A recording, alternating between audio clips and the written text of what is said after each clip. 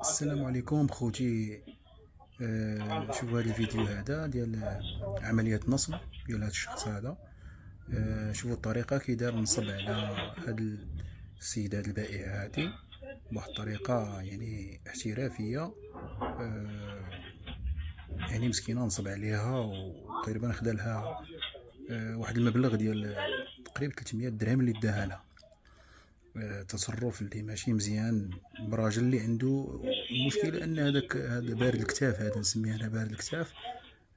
هز ولدو معاه، يعني شوف يعني الناس كتوكل ولادها الحرام.